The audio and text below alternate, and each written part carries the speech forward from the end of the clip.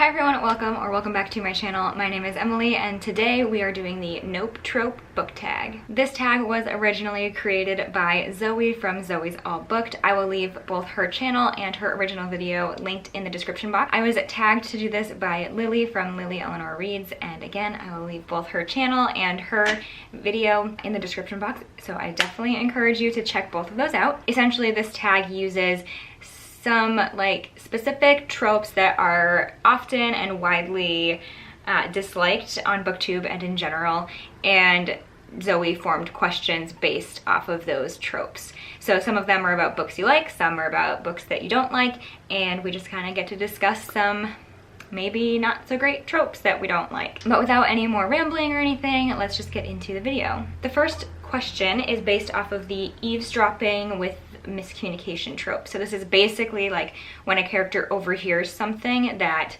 alters the course of events moving forward that could be cleared up if they just had a conversation with someone. So basically they overhear incorrect info or information that like could be explained if they just had a conversation with the other person. And I agree that I really dislike this trope. But the question for this is a book that you heard good things about and expected to love but ended up hating. For me, this is Gideon the Ninth by Tamsyn Muir. This book is just not at all what I was expecting. Partially that, and partially I just didn't like it and I didn't think it was very good. I feel like the tagline that everyone talks about with this book is that it's lesbian necromancers in space, which at the like most basic level, that's true.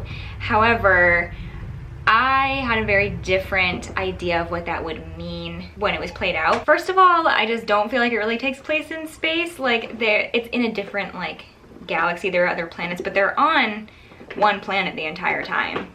So it's not really in space. I don't know, that like was a little bit misleading. And also it's much more of like a murder mystery than sci-fi. I also found the necromancy incredibly confusing because it kind of differed by person how they did it, if I'm remembering correctly. Honestly, this book was just so confusing. I had such a hard time finding my footing and figuring out what the heck was going on. I also just thought the world building was shaky and just didn't really make sense. Like, this is a world where our main character, when she gets to this new planet, is like shocked when she encounters a sink and like doesn't understand that, and yet there are also like references to things in our world today. Like there was like a "that's what she said" joke. There was like, I think, a reference to like Mean Girls in some way. I'm thinking it was like on Wednesdays we wear black, or some weird like mention of like a line from that. There was like just like colloquial slang and like current day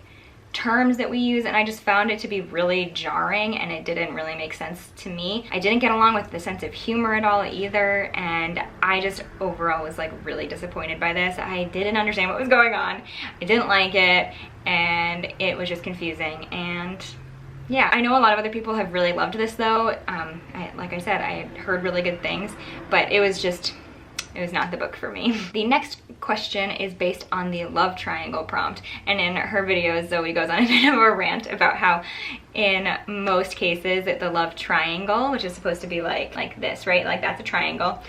It's often a love like V, where you have character A up here and character B and C down here who both love character A, but there's nothing to connect those two, if that makes sense.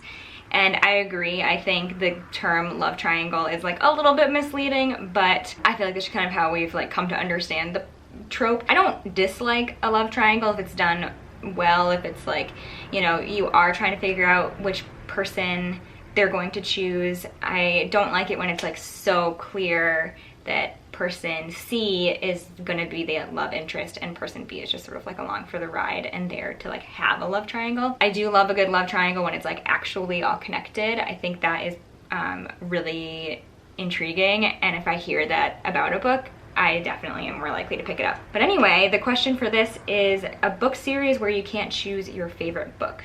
And in trying to come up with an answer to this, I realized that I have done a horrible job at finishing series, which I knew, but I just like going through, there are so many series where I've read one or maybe two books.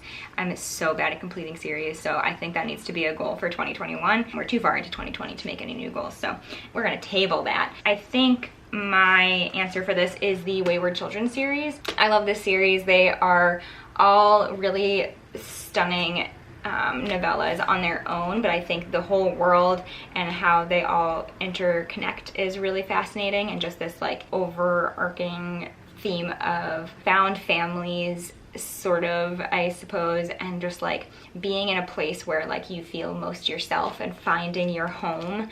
I love that. I just love this series a lot. I could probably pick my like top couple, but like I know there are definitely ones that I prefer less, but I don't know which one I would say is my favorite. Yeah, I don't think I could pick a favorite from this one, and I'm just so excited. I don't know how many series or how many books it's gonna have in the series, but my understanding is that it's gonna be at least a couple more. I mean, the next one is coming out next January, I think. I will read all of them. The next question is based on the Not Like Other Girls trope, or the trope where like she's so beautiful but she didn't even know it, that sort of thing. I do hate the like Not Like Other Girls trope in particular, and I mean, I don't really like either one, I guess, but Not Like Other Girls is just so weird to me. The question for this one is, what is a beautiful book that you found to be boring as hell? And I'm gonna be honest, I don't have a good answer for this one. If I find a book is boring, I DNF it, and I don't usually mark DNFs on Goodreads. I've tried to be better about it this year, but there are so many books that I've started, read the first like chapter of, and then just been like, eh.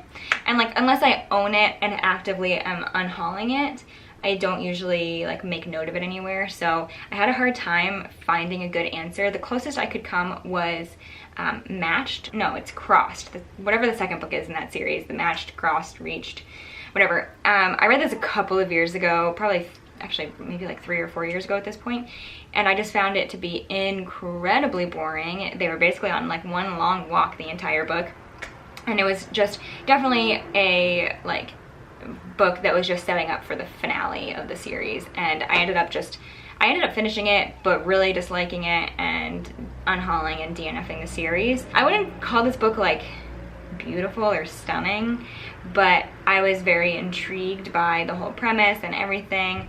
I liked the first book fine, but the second one was just not good. The next question is based on the all-consuming love trope, where basically everything is dropped at the hands of the romance. So we've got a character who just becomes like overwhelmed by the romance they find themselves in, and I couldn't really come up with like an example of a book that I have read like this, but I definitely would be annoyed by it. It definitely doesn't sound like my kind of story. I don't want my romance to be just like about them. I want there to be more to it often. The question for this is a book that put you into a book hangover, and for me that is The Fifth Season and The Obelisk Gate by N.K. Jemisin, which is the first 2 books in the series, the Broken Earth trilogy. I loved both of these so much. I've loaned the other one to a friend, but I just found them to be absolutely 100% my kind of book, exactly what I wanted. These were all consuming for me. I read the first 2 back to back and then did pick up the third one, but I found myself like just being too consumed by this world. I knew I had a problem and I needed to put them aside when I started using the slang like in my inner monologue.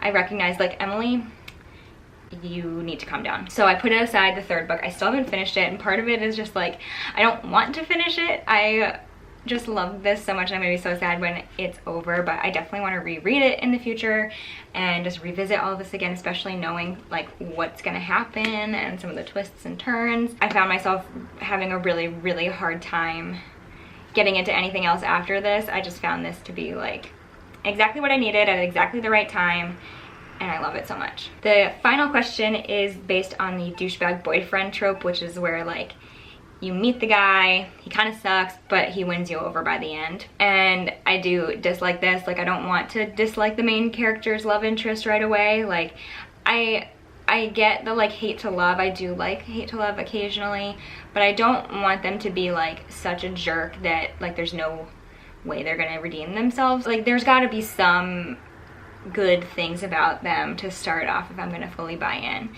But this question is basically a book you were unsure of at first, but then you ended up really loving. For me, that is The Fever King by Victoria Lee. I read like the first couple chapters and ended up putting it aside. It just like wasn't what I wanted to read at the time. And then I picked it back up. Still felt like the first bit was a little bit slow, but by the end I was like so in it. I loved it. It wasn't in my top 10 books from last year, but it was definitely up there. It was definitely a favorite. Victoria Lee, I adore, and I still haven't read the sequel because I'm really bad at finishing series, but I think it's gonna be great. I love all the characters. It is incredibly diverse and incredibly queer. Like, I think every character is queer coded in some way, whether they use specific labels or not. Like, it's just so good, and I highly recommend. I feel like it's underhyped, and it was just such a delight. And I feel like Victoria Lee is gonna do some really good things. They're gonna come out with some really good books, and I can't wait. The last request of this tag is to talk about some of your favorite and least favorite tropes. So let's first talk about some of my least favorite. Definitely my least favorite is the resurrection trope, where a character dies and it's like this big thing, but then they are resurrected a couple chapters later and like save the day or whatever. It doesn't matter if they're a minor character, if they're a big character, whether they really have anything to do with like the, I don't know, victory at the end or whatever it might be. I hate when an author tricks us, like, especially because I feel like often you have to bend some rules for like the resurrection to come about. I've just never liked it, and I found that after reading it so many times, I would get to the point where like I was reading a book, a character died, and it would be like, yeah, but they'll probably just come back in a couple chapters anyway. And like, I don't want to have that like detachment from a very emotional part of a book. So I really, really dislike that. It's probably one of my least favorites. And it's hard to like know if that's going to be in a book. Like, people don't necessarily like say that in a review because it's usually like a plot twist or whatever. So it can be really hard to avoid, but I don't know. I haven't read it in a little while, which I think is good. Sometimes I can get on board with it, but most of the time it just annoys me. For like a romance specific trope, I don't love the like small town or like city girl moving back to her small hometown or whatever like iteration that trope takes. I feel like that's just not my jam. I am more of a city person. I grew up in a small town, and I can definitely recognize some benefits, but I also like have no desire to live in a small town anymore personally, and so I don't always feel like, I don't know, I'm not going to connect with that, which is fine. I usually, if I see that that is the setting or whatever, if it's referred to as a small town romance, like I'm just probably not going to pick it up. It's just not my thing. For favorite tropes, I actually did a whole video a couple months ago about some of my favorite things in books, both tropes and just like plot devices, etc. So I will link that up above if you would like to watch it and see some of my other favorites. But I will say I've come to love more and more in romance the friends to lovers and best friends to lovers in particular trope. I just like, especially with best friends to lovers, it's usually like you can see, everyone else around them can see that like they're meant to be, but they just like haven't discovered it yet for themselves, and like watching them come to that realization I often really like and find to be very charming. I do also love like rivals or enemies to lovers every so often. I used to think that that was what I preferred, but I think now I'm more of a friends to lovers type of person. And then I talk about this pretty often, but I really love a like dual timeline or like flashback scenes or whatever. Those work really well for me. I know that they don't work for everyone, and the like jump in timelines can be really confusing, but I really enjoy that. I also really enjoy multi POV, whether it's like just dual narrators or like a full cast. I often find that I really enjoy that. I don't enjoy all of them. I feel like it either like really adds to the story for me, or it's just kind of like neutral. I don't ever dislike a book for having multiple points of view, I don't think. Actually, that's a lie. There was definitely one earlier this year that I really didn't think the multiple points of view worked, but that doesn't matter. Just having a momentary inner existential crisis as I realized that like there are definitely ways that that's untrue. Anyway, thank you so much to Lily for tagging me in this video, and thank you to Zoe for creating it. Again, I will link both of them and their videos down in the description box.